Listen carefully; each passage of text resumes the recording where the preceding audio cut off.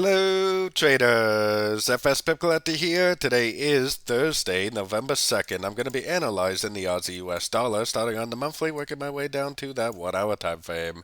So, on the Aussie dollar monthly, I still think this is three waves up. I think it's three waves down. I believe it's going to lead to another three-way pattern up, which will most likely go up and take out these highs. Probably a nice WXY.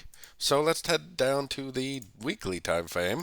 On the weekly time frame, I think we may have the end of a crescent right here. Looks like an uptrend, most likely an A of Y.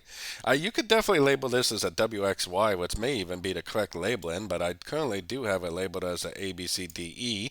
Either way, we are bouncing off a fib level. We are making a pulse move up. I would like to see this structure break to really confirm that it is the end of a wave B, but right now it definitely does look like it is possibly the very early stages of a brand new uptrend for wave C of wave Y. So let's take it down to the daily time frame. On the daily time frame, you can see that we are definitely breaking structure. This is the first structure break this thing has made ever since it turned way back in the middle of July.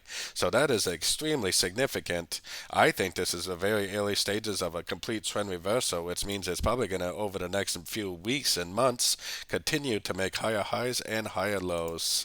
So taking it down to that 4 hour time frame. 4 hour time frame definitely looks like this is a 1. This looks like a 2. I think this is a big uptrend for a wave 3. And if this really is a complete trend reversal, then yeah, we'll probably see plenty of pullbacks along the way. But those pullbacks are just going to be corrections to the last wave up, and it's probably just going to continue to make higher highs and higher lows to form that big ABC of wave Y, like I was showing on the weekly and monthly time frame.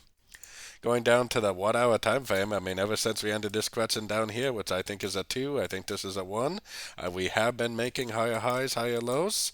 Until it goes down and breaks structure, I would definitely still only be looking for longs. Even if it does break structure, I think I would still be looking for longs based on the higher time frames. I think at some point it probably will pull back, maybe retest this level and continue the uptrend, but there's definitely no guarantee of that. Sometimes you get what I call the blasting effect on the higher time frames. You get a turn on the higher time frames. The shorter time frames looks like it should make a bigger crescent, but in reality what happens is it just continues to make higher low, and just keep on trending up.